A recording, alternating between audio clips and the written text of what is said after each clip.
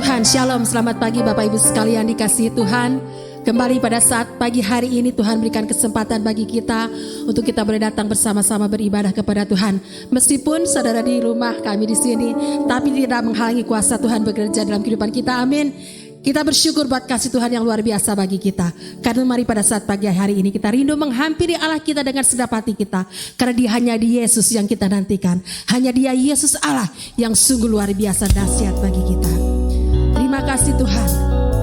Untuk hari ini Bapa, untuk kesempatan yang luar biasa Engkau berikan bagi kami Bapa, untuk kami datang ke hadirat Tuhan, untuk kami boleh menyembah Engkau Yesus.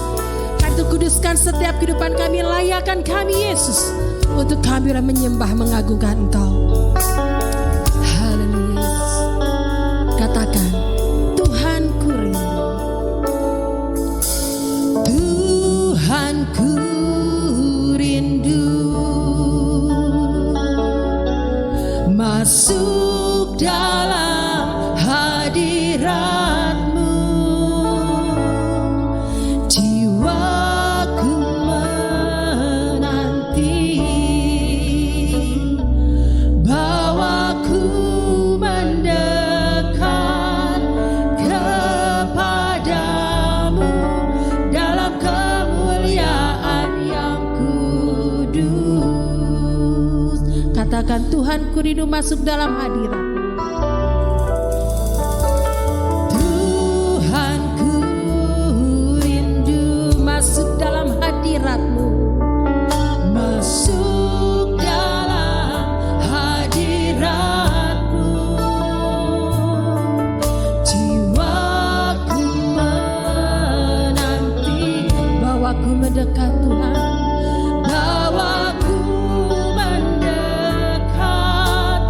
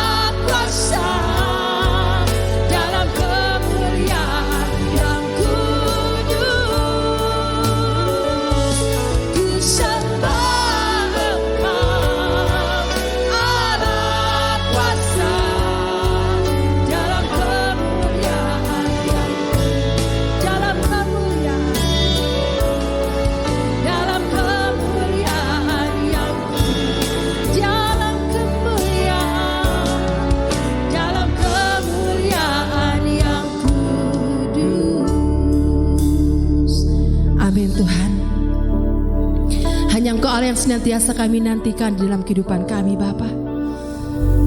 Hanya Engkau Allah yang senantiasa kami rindukan di dalam kehidupan kami Yesus. Terima kasih Tuhan. Terima kasih Bapa yang baik, untuk kasih-Mu yang luar biasa nyata bagi kami. Terima kasih Tuhan, buat setiap pemeliharaan pertolongan Tuhan yang nyata bagi kami Bapa. Terima kasih Tuhan. Hanya Engkau Allah yang kami nantikan dalam kehidupan kami. Hanya Engkau Allah yang layak kami sembah. Hanya Engkau Allah yang layak kami agungkan dalam kehidupan kami Yesus. Karena itu pada saat pagi hari ini Tuhan, kami datang ke hadirat Engkau.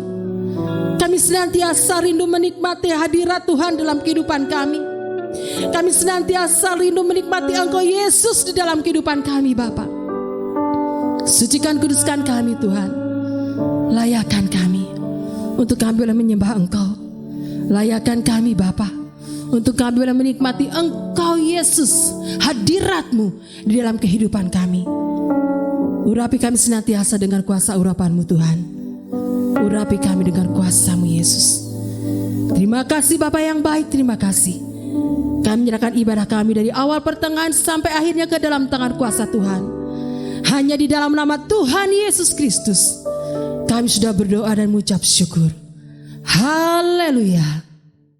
Amin. Puji Tuhan. Dia Yesus selalu ada buat kita. Dia Yesus ajaib bagi kita. Karena dia Yesus yang senantiasa menuntun kehidupan kita. Denganmu Tuhanku kan berjalan. Engkaulah Yesus kekuatan kami. Haleluya. Kita puji dia dengan sepenuh hati kita. Katakan tak pernah ku ragu Tuhan. Tak pernah ku ragu akan kesetiaan-Mu. Kau pegang hidupku.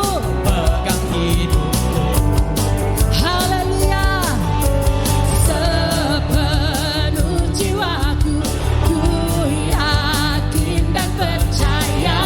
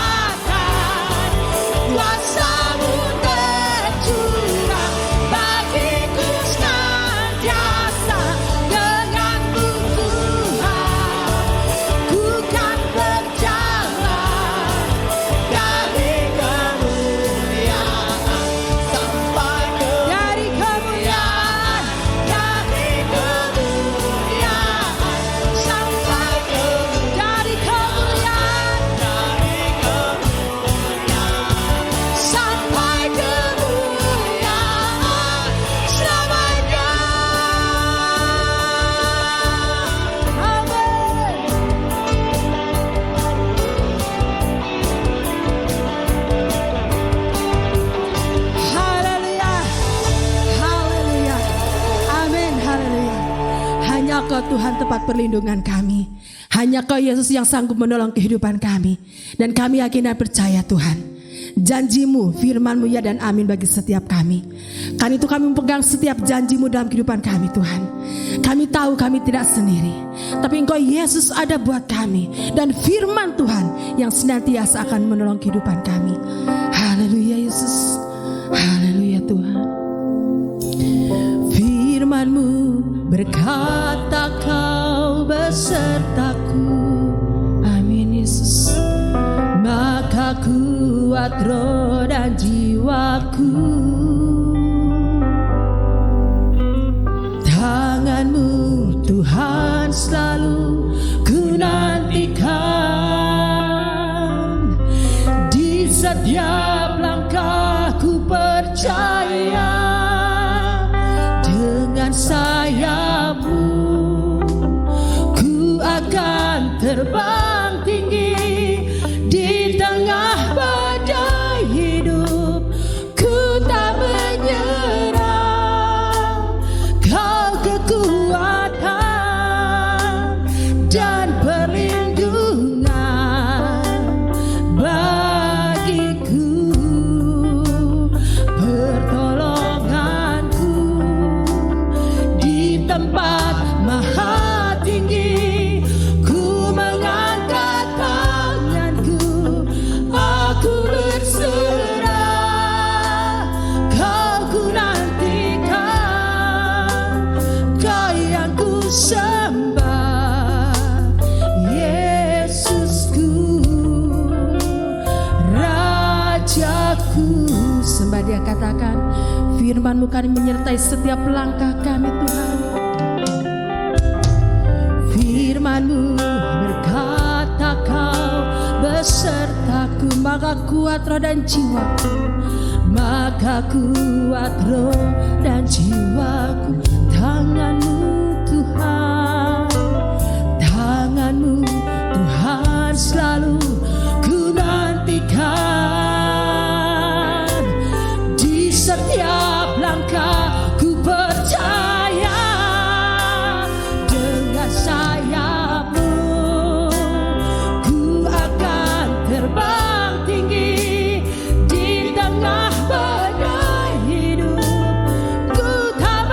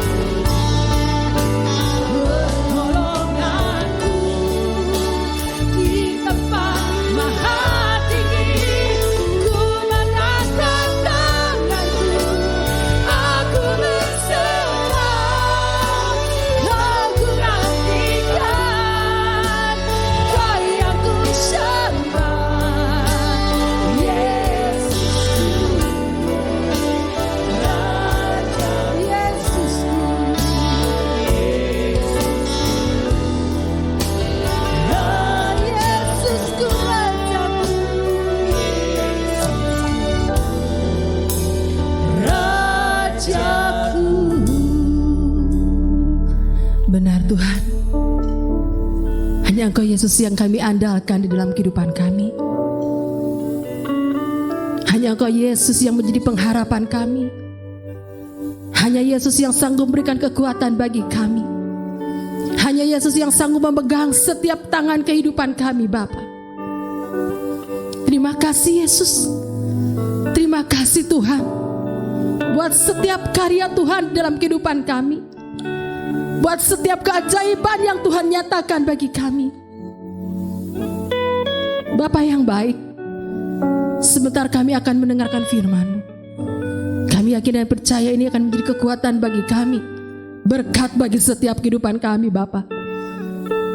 Karena itu Bapa, sekali lagi kami mohon kepadamu, kuduskan kami, agar firman-Mu yang sebentar akan kami dengar itu boleh tertanam dalam kehidupan kami. Amat lebih mampukan kami Yesus untuk melakukannya di dalam kehidupan kami setiap saat. Hamba-Mu yang akan menyampaikan firman-Mu, Engkau yang mengurapi dengan kuasa Roh Kudus-Mu. Terima kasih Bapa, terima kasih. Terima kasih Yesus, terima kasih buat kasih-Mu yang luar biasa bagi kami. Sekali lagi Tuhan, mampukan kami untuk kami melakukan firman-Mu dalam kehidupan kami. Hanya di dalam nama Tuhan Yesus Kristus kami sudah berdoa dan mengucap syukur. Terima kasih Yesus, terima kasih. Haleluya. Amin. Selamat berjumpa saudara. Kita berbahagia kita bisa berjumpa pada saat ini, dan kita bersama-sama akan merenungkan firman Tuhan sebagaimana yang tertulis di dalam Yohanes pasal 13. Kita akan membaca ayat 1 sampai dengan ayat yang ke-17. Dan mari kita berdoa. Tuhan Allah Bapa kami dalam surga, kami panggil Kau Bapa di dalam nama Yesus. Terima kasih kesempatan ini, dan kami mohon Tuhan sebentar kami akan membaca firman-Mu dan akan merenungkannya. Tolong Tuhan dengan kuasa Roh-Mu yang kudus Engkau membukakan hati dan pikiran kami, supaya kami mengerti dan kami mendapat pelajaran yang indah, yang berharga bagi kehidupan kami. Di dalam nama Yesus Kristus kami berdoa. Amin. Yohanes 13 ayat 1 sampai 17 begini saudara, bunyinya. Sementara itu sebelum hari raya Paskah mulai, Yesus telah tahu bahwa saatnya sudah tiba untuk beralih dari dunia ini kepada Bapa. Sama seperti Ia senantiasa mengasihi murid-muridnya, demikianlah sekarang Ia mengasihi mereka sampai kepada kesudahannya. Mereka sedang makan bersama, dan iblis telah membisikkan rencana dalam hati Yudas Iskariot anak Simon untuk mengkhianati Dia. Yesus tahu bahwa Bapanya sudah menyerahkan segala sesuatu kepadanya, dan bahwa Ia datang dari Allah dan kembali kepada Allah. Lalu bangunlah Yesus dan menanggalkan jubahnya. Ia mengambil selai kain lenan dan mengikatkannya pada pinggangnya. Kemudian Ia menuangkan air ke dalam sebuah basi dan memulai membasuh kaki murid-muridnya, lalu menyekanya dengan kain yang terikat pada pinggangnya itu. Maka sampailah Ia kepada Simon Petrus. Kata Petrus kepadanya, Tuhan, Engkau hendak membasuh kakiku? Jawab Yesus kepadanya, apa yang kuperbuat engkau tidak tahu sekarang, tapi engkau akan mengertinya kelak. Kata Petrus kepadanya, engkau tidak akan membasuh kakiku sampai selama-lamanya. Jawab Yesus, jikalau aku tidak membasuh engkau, engkau tidak mendapat bagian dalam aku. Kata Simon Petrus kepadanya, Tuhan, jangan hanya kakiku saja, tetapi tangan dan kepalaku. Kata Yesus kepadanya, barang siapa telah mandi, ia tidak usah membasuh diri lagi selain membasuh kakinya, karena ia sudah bersih seluruhnya. Juga kamu sudah bersih, hanya tidak semua. Sebab ia tahu siapa yang akan menyerahkan dia, karena ia berkata, tidak semua kamu bersih. Sesudah Ia membasuh kaki mereka, Ia mengenakan pakaiannya dan kembali ke tempatnya. Lalu Ia berkata kepada mereka, mengertikah kamu apa yang telah kuperbuat kepadamu? Kamu menyebut aku guru dan Tuhan, dan katamu itu tepat, sebab memang akulah guru dan Tuhan. Jadi jikalau aku membasuh kakimu, aku yang adalah Tuhan dan gurumu, maka kamu pun wajib saling membasuh kakimu. Sebab aku telah memberikan suatu teladan kepada kamu, supaya kamu juga berbuat sama seperti yang telah kuperbuat kepadamu. Aku berkata kepadamu, sesungguhnya seorang hamba tidaklah lebih tinggi daripada tuannya, atau seorang utusan daripada dia yang mengutusnya. Jikalau kamu tahu semua ini, maka berbahagialah kamu jika kamu melakukannya. Saudara, berbahagialah semua orang yang mendengarkan firman Tuhan dan melaksanakan dalam kehidupannya. Saudara yang dikasihi oleh Tuhan Yesus Kristus, kita sekarang hidup dalam satu suasana yang sangat betul-betul mencekam. Bukan hanya mencekam bangsa kita, masyarakat kita, gereja kita, tapi seluruh dunia.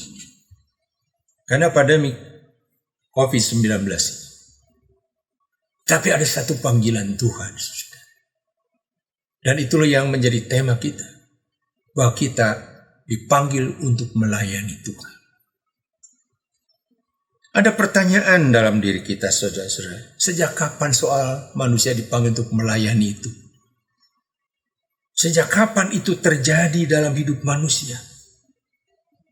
Saudara, kalau kita mempelajari firman Tuhan, kita bisa mengatakan bahwa sejak manusia dijadikan Tuhan, sejak manusia menciptakan manusia di dalam bumi ini, saudara, dalam dunia ini, maka di situ sudah tercermin adanya panggilan supaya manusia melayani Tuhan. Bagaimana kita bisa tahu? Saudara, istilah gambar dan rupa Allah, sebagaimana yang ditulis dalam kitab Kejadian pasal 1. Lalu kemudian istilah yang Tuhan katakan ketika Tuhan membuat laki-laki itu tidur, lalu mengambil tulang rusuknya dan menjadikan seorang perempuan, dan disebutkan perempuan ini adalah penolong bagi manusia.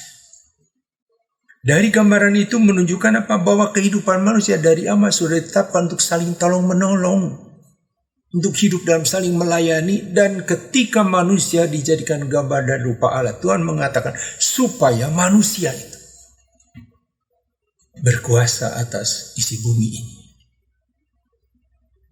Saudara, semua apa yang Tuhan katakan di dalam manusia ditempatkan untuk berbuat sesuatu bagi bumi, dan manusia yang di dekatnya untuk berbuat sesuatu bagi sesamanya. Di situ sudah ada gambaran manusia dari awal, sudah tetapkan Tuhan untuk hidup saling melayani. Dan dengan melayani itu bukan hanya antar manusia, tapi dia melayani Tuhan. Buat kita pada sekarang ini, saudara-saudara, sebagai orang Kristen, bagaimana nilai melayani Tuhan demikian dikaitkan dengan kehidupan sebagai murid Tuhan Yesus.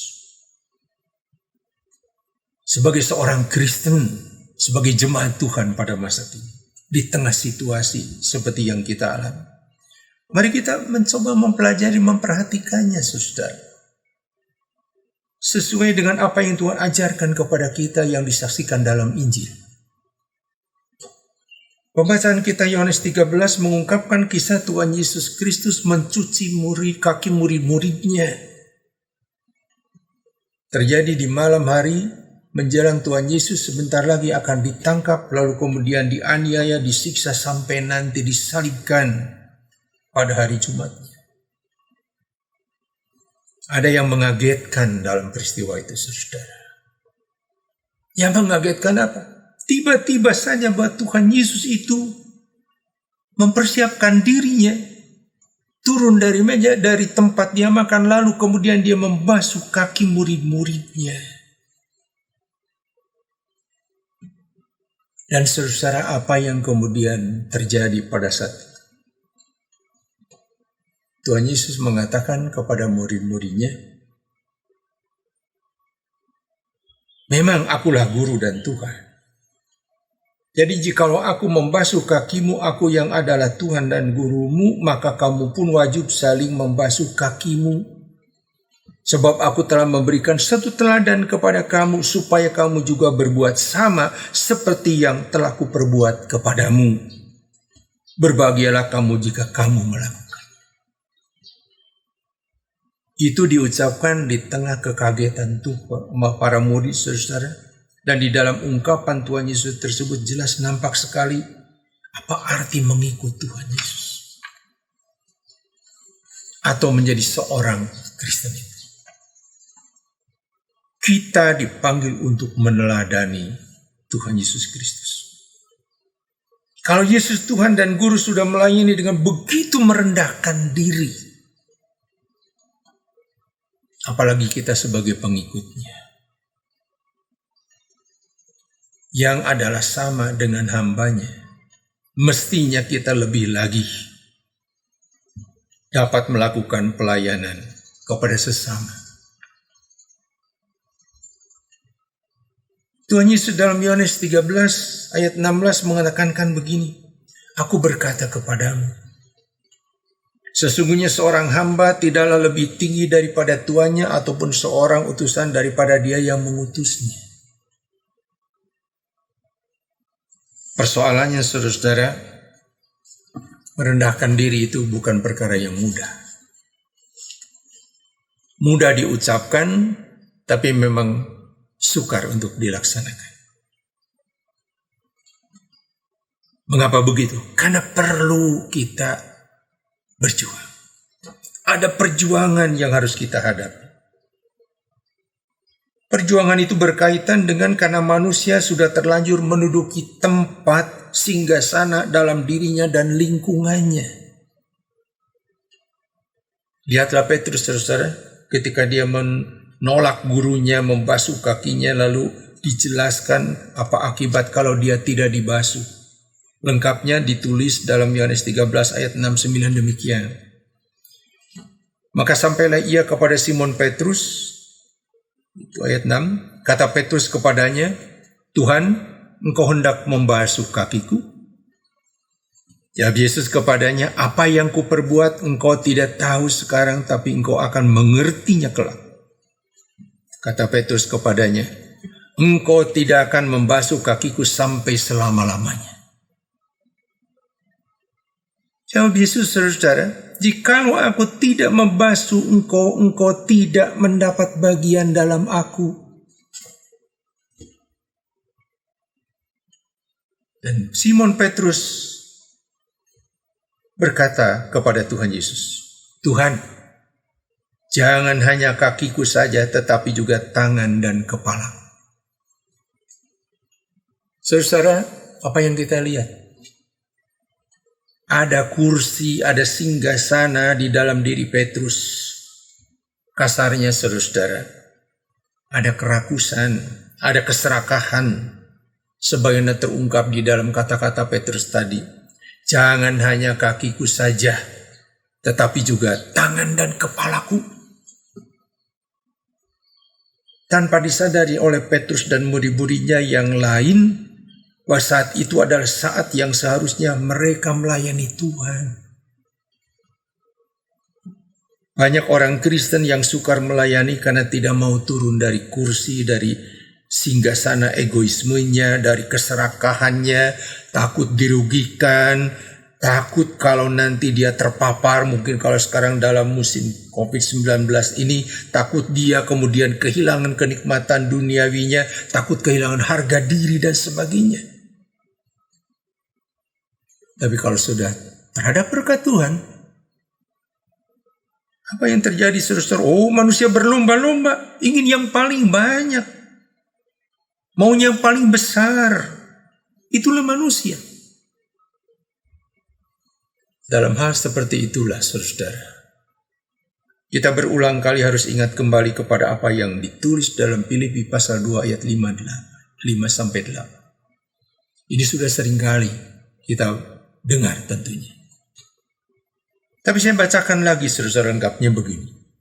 "Hendaklah kamu dalam hidupmu bersama menaruh pikiran dan perasaan yang terdapat juga dalam Kristus Yesus, yang walaupun dalam rupa Allah tidak menganggap kesetaraan dengan Allah itu sebagai milik yang harus dipertahankan, melainkan telah mengosongkan dirinya sendiri dan mengambil rupa seorang hamba dan menjadi sama dengan manusia. Dan dalam keadaan sebagai manusia, ia telah merendahkan dirinya dan taat sampai mati, bahkan sampai mati di kayu salib." Bagi kita, saudara, istilah kesetaraan dengan Tuhan Yesus dengan Allah itu karena dia Allah sendiri. Tapi Ia yang maha tinggi, Ia yang maha mulia itu rela meninggalkan semuanya itu.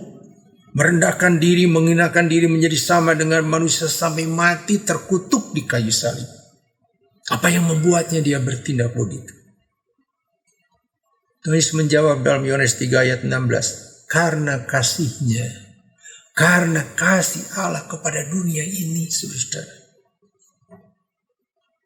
Kepada dunia ini berarti kepada semua manusia dalam dunia ini. Kepada saudara dan saya. Dan itu bukan manusia yang baik kita ini. Melainkan manusia yang sudah berlumuran dosa. Manusia yang sudah diikat oleh maut. Seperti Roma 6 ayat 23 mengatakan upah dosa itu maut. Itulah kita. Dan kasih Allah Bapa jauh dari egoisme. Jauh dari keserakahan. Itu dinyatakan dalam Kristus ini. Tidak ada gengsi. Tidak ada jiwa mementingkan diri yang ditunjukkan oleh Allah. Yang ada Allah yang ada adalah ya ingat manusia harus diselamatkan. Manusia tidak bisa menyelamatkan dirinya sendiri. Manusia sudah rusak dan manusia terancam binasa oleh maut itu. Itulah kasih Allah di situ nyata. Ia turun ke dalam dunia. Ia hadir di situ. Dia mau menyelamatkan manusia dari kebinasaan. Kerinduan manusia adalah bagaimana manusia yang harusnya masuk ke dalam kebinasaan itu bisa ditarik, bisa diselamatkan. Yang membuat jalan pengampunan dosa, yaitu dalam pengorbanan Yesus Kristus di salib. Dan Dia mengundang melalui salib itu siapa yang mempercaya menerima Dia. Dia akan mendapat pengampunan. Dia akan mendapatkan keselamatan. Dia akan mendapatkan kebahagiaan bersama dengan Allah di dalam kemuliaan. Bagi manusia, saudara, kalau mau jadi besar, mau jadi terpandang, mau jadi mulia, biasanya ya rumusannya apa? Ya menjauhlah dari perbuatan yang dipandang rendah oleh manusia. Dan berkaitan dengan hal ini sabda Kristus dalam Markus 10 ayat 43 sampai 45 justru menekankan sebaliknya. Dan berkata begini, barang siapa ingin menjadi besar di antara kamu, hendaklah ia menjadi pelayanmu. Dan barang siapa ingin menjadi yang terkemuka di antara kamu, hendaklah ia menjadi hamba untuk semuanya. Karena anak manusia juga bukan datang untuk dilayani, melainkan untuk melayani dan untuk memberikan nyawanya menjadi tebusan bagi banyak orang. Saudara-saudara yang dikasihi Tuhan, sebagai pengikut Kristus, kita sebagai anggota dari gereja, sebagai anggota yang dewasa, kita sebenarnya sudah pernah mengikrarkan pengakuan iman kita. Kita pernah mengikrarkan tekad dan kesiapan kita untuk mengikut Kristus. Dengan mengaku Yesus adalah Tuhan dan Juru Selamat kita, dan kemudian kita dibaptis, di situ kita berjanji mau menjadi pengikut Tuhan. Dan menjadi pengikut Tuhan berarti mau mengikuti apa yang Tuhan tetapkan sebagai ciri daripada seorang pengikut Tuhan, yaitu hidup dalam pelayanan, hidup untuk melayani Tuhan dan hidup untuk melayani sama manusia. Ketika kita berbuat sesuatu bagi dunia, ketika kita berbuat sesuatu yang baik, menyelamatkan dunia, menyelamatkan sesama manusia, menyinarkan kasih Allah kepada dunia, sudah di situ kita sudah melakukan pelayanan Tuhan. Kita sudah mengabdi kepada Tuhan, karena Tuhan dalam dunia melayani, dan kita pun kalau itu kita lakukan, kita sudah terlibat dalam pelayanan Tuhan di dunia. Dan saudara, mestinya itulah yang terjadi dalam kehidupan kita. Kita menyatakan kasih Allah kepada dunia ini, supaya mereka juga memperoleh sukacita yang Allah siapkan. Dan kita harus melakukannya dengan sukacita, karena kita adalah orang yang sudah menjadi anak-anak Allah yang disebutkan warga kerajaan Allah. Pertanyaannya adalah bagi kita, bagaimana dengan kita, saudara-saudara? Sudahkah kita secara pribadi atau sebagai jemaat Tuhan melaksanakan keberadaan kita sebagai pelayan Tuhan itu dengan baik? terlebih dalam situasi dunia yang memang tercekam oleh keadaan pandemi COVID-19. Apa yang kita lakukan ke dalam gereja sendiri, ke dalam keluarga, ke dalam lingkungan persekutuan kita, apa yang kita lakukan bagi dunia? Yang pasti banyak orang yang sangat memerlukan bantuan kita, yang mempunyai kesempatan untuk bisa berbuat sesuatu, yang mempunyai kemampuan untuk bisa berbuat sesuatu, baik melalui pikiran, perkataan, perbuatan kita, tindakan kita. Sudahkah kita menjadi saksi Tuhan yang baik, seperti yang Tuhan amanatkan?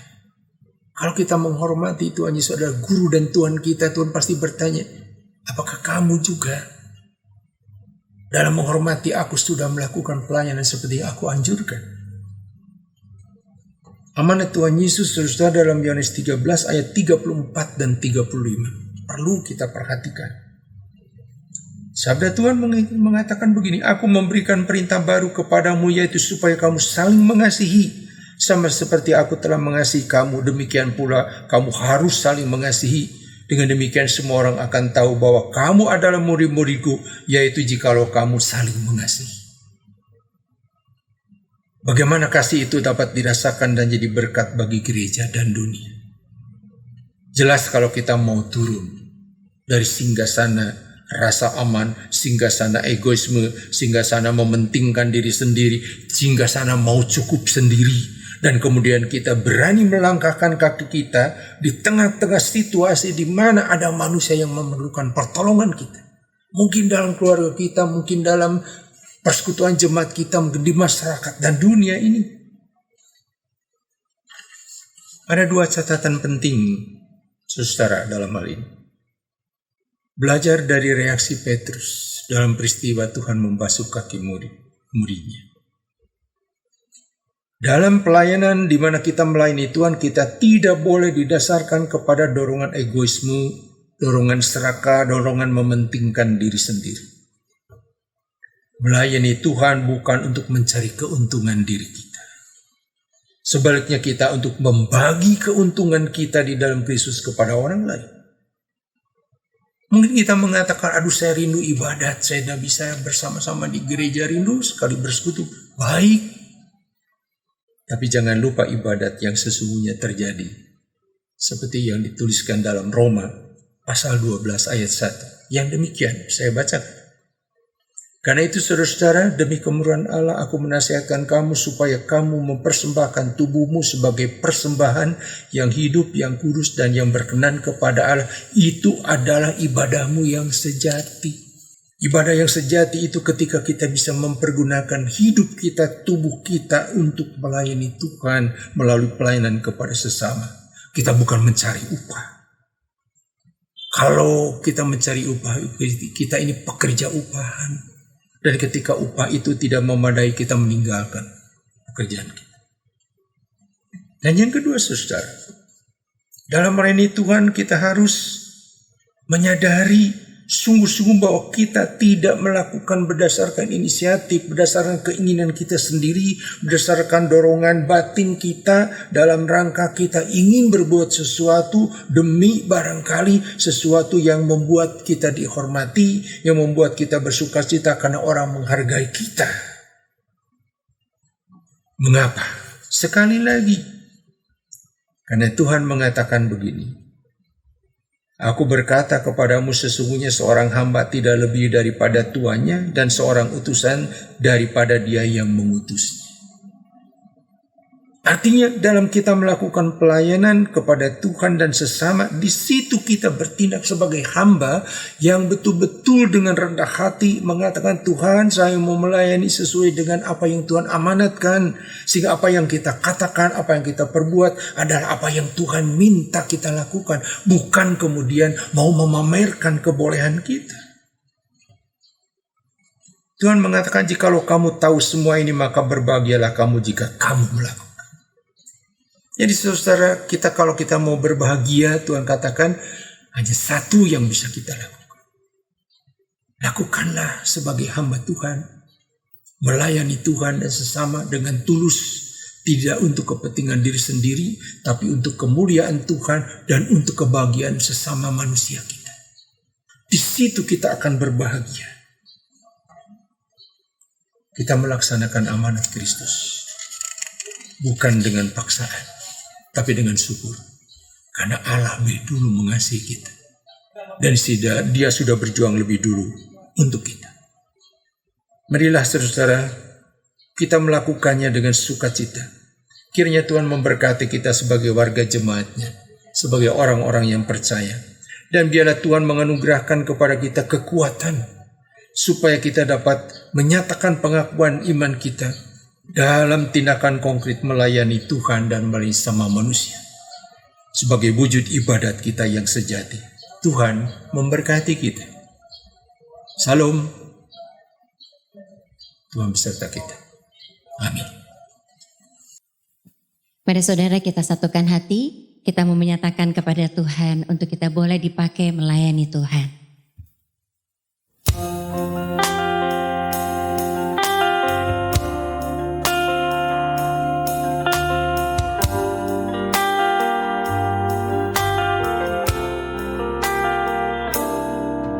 Pakailah aku Tuhan sesuai kehendak-Mu.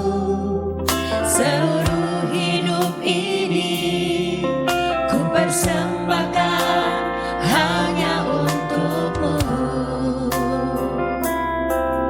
Murnikan aku Tuhan dengan api sorgawi, bentuk bejana ini sesuai kehendak-Mu. Lebih dari emas, lebih dari permata, Kau buatku berharga di mata-Mu, Yesus. Agung dan mulia, panggilan sorgawi, menjadi terang kasih-Mu, Tuhan.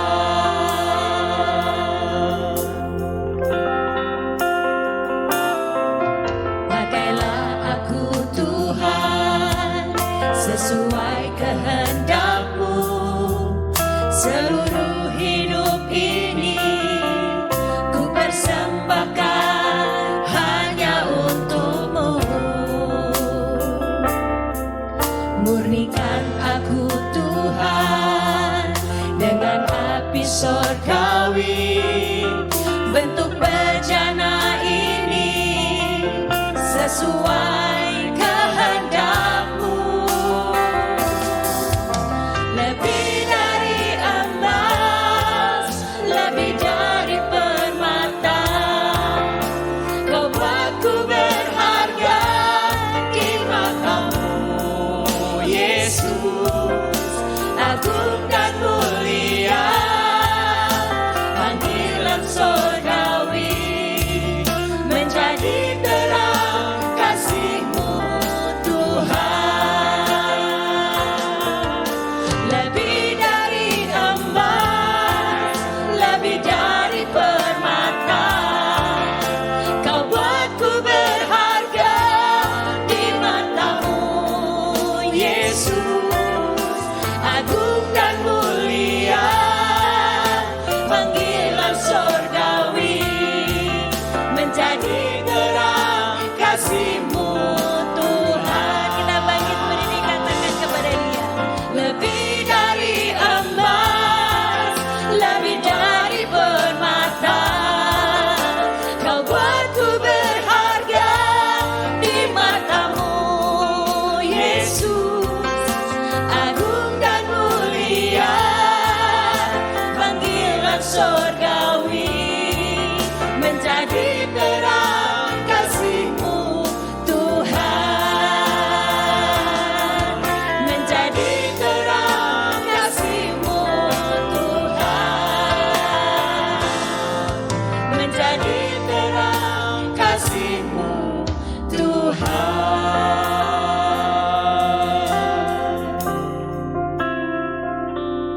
Kami mau menjadi terang-Mu Tuhan. Pakailah kami Tuhan. Roh Kudus tolong kami untuk kami bisa hidup dengan baik sesuai dengan firman-Mu. Supaya kami juga bisa menjadi saksi-Mu. Kami mau melayani-Mu Tuhan. Biarlah Kau sendiri yang berbicara kepada kami masing-masing. Supaya kami mengerti akan rencana-Mu dalam kehidupan kami di saat kami melayani-Mu Tuhan sesuai dengan kehendak-Mu. Berkati Bapak Pendeta Hada yang sudah memberitakan firman-Mu Tuhan. Pakai mulut bibir beliau dengan lebih luar biasa untuk memberkati banyak orang. Untuk menolong banyak orang keluar dari masalah karena pelayanan beliau. Terima kasih Tuhan Yesus. Dan saat ini kami berdoa untuk anak-anak Tuhan yang melayani Tuhan pada saat ini. Kiranya Engkau sendiri yang memberkati dan Engkau sendiri yang menolong setiap pergumulan dari anak-anak-Mu Tuhan. Kami berdoa untuk setiap jemaat-Mu yang sudah beribadah pada saat ini. Engkau sendiri terus memberkati, memelihara, menolong, memberi kekuatan dan memberi kerinduan setiap jemaat-Mu untuk melayani-Mu sesuai dengan talentanya. Bapa di dalam surga, kami juga berdoa untuk negara kami Indonesia. Kiranya pemerintah Kau pakai terus untuk kami boleh keluar dari masalah ini. Terima kasih Tuhan. Kami percaya hanya pertolongan-Mu saja yang akan membuat kami dapat hidup keluar dari masalah ini. Terima kasih Tuhan. Dan saudara, mari kita angkat tangan kita mau terima berkat dari Tuhan. Kiranya kasih karunia, rahmat dan damai sejahtera dari Allah Bapa dan dari Yesus Kristus dalam persekutuan Roh Kudus menyertai kita dalam kebenaran dan kasih dari sekarang sampai selama-lamanya. Amin.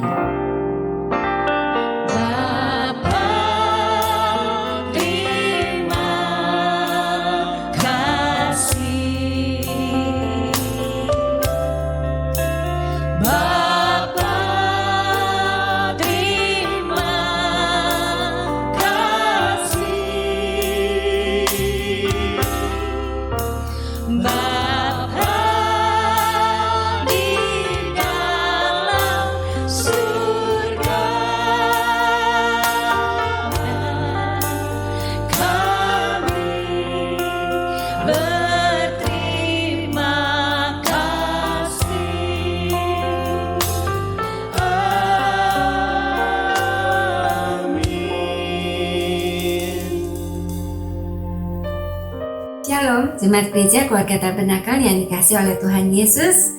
Mari kita menyimak kegiatan gereja kita untuk seminggu ke depan. Selasa tanggal 15 September 2020, kita akan berkati melalui renungan doa puasa yang dibawakan oleh Ibu Pendeta Lana Harumia. Kemudian hari Kamis tanggal 17 September 2020, kita akan mendapatkan pesan singkat dari Bapak Pendeta Stephen Pele. Kemudian minggu depan tanggal 20 September 2020, kita akan mengadakan ibadah online kembali dan kita akan diberkati melalui firman Tuhan yang dibawakan oleh Ibu Pendeta Lana Harumia. Selamat ulang tahun bagi yang berulang tahun, yaitu Bapak Ciaming yang berulang tahun tanggal 8 September, kemudian Bapak Cerdas Teja yang berulang tahun tanggal 13 September. Sekian pengumuman, Tuhan Yesus memberkati.